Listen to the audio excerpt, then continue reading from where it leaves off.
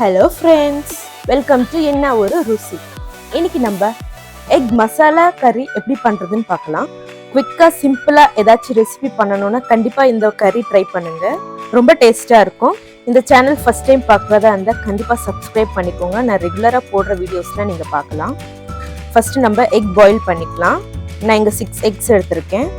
Egg boil ஆனதும் 2 table spoon oil எடுத்துக்கோங்க. அதில் 1/4 டேபிள் ஸ்பூன் மஞ்சள், 1/2 டேபிள் ஸ்பூன் காரம், இது ரெண்டும் நல்லா ஃப்ரை பண்ணுங்க. இதில் இப்போ எக்ஸ் ஆட் பண்ணிக்கலாம். இது நல்லா 2 மினிட்ஸ் வரைக்கும் நல்லா ஃப்ரை பண்ணுங்க. இது நம்ம தனியாக இப்போ ஒரு பவுலில் எடுத்து வச்சிடலாம். இப்போ இதே கடாயில் 3 டேபிள் ஸ்பூன் ஆயில் எடுத்துக்கோங்க. இதில் 1/2 டேபிள் ஸ்பூன் ஜீரா எடுத்துக்கோங்க. 3 மீடியம் சைஸ் ஆனியன் எடுத்துக்கோங்க. நல்லா சின்னதாக கட் பண்ணிக்கோங்க. இதை நல்லா ஃப்ரை பண்ணுங்க. நல்லா கோல்டன் ப்ரௌன் கலர் வர வரைக்கும் நல்லா ஃப்ரை பண்ணுங்க. இப்போ இதில் நம்ம 3 பச்சை மிளகா சின்ன சின்னதாக கட் பண்ணிவிட்டு ஆட் பண்ணுங்கள். இது ஒரு வாட்டி நல்லா ஃப்ரை பண்ணிவிட்டு 1 tablespoon ginger garlic paste add பண்ணுங்கள். இது நல்லா பச்சை வாசனை போகிற வரைக்கும் நல்லா ஃப்ரை பண்ணுங்கள். இதில் 1/2 டேபிள் ஸ்பூன் காரம், 1/4 டேபிள் ஸ்பூன் மஞ்சள், 1 டேபிள் ஸ்பூன் தனியா பொடி, 1/4 டேபிள் ஸ்பூன் சால்ட்டு, இதை நல்லா மிக்ஸ் பண்ணிக்கோங்க. இதில் 1/2 கிளாஸ் வாட்டர் ஆட் பண்ணிக்கோங்க, இல்லைன்னா அடி பிடிச்சிரும். இதை நல்லா ஃப்ரை பண்ணிக்கோங்க ஒரு 2 மினிட்ஸு.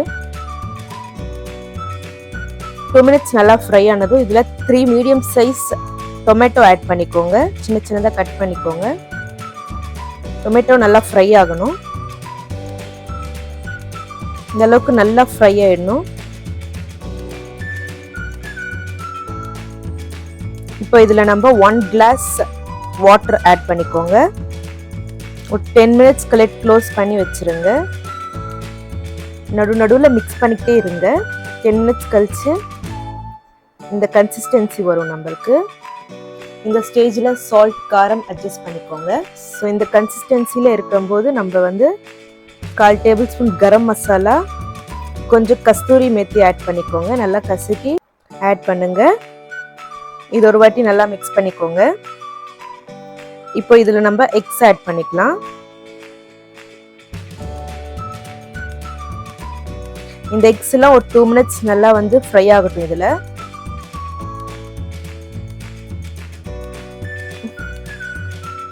இப்போ இதில் நம்ம லாஸ்ட்டாக ஒரு கைப்பிடி அளவுக்கு கொத்தமல்லி சேர்த்துக்கலாம்.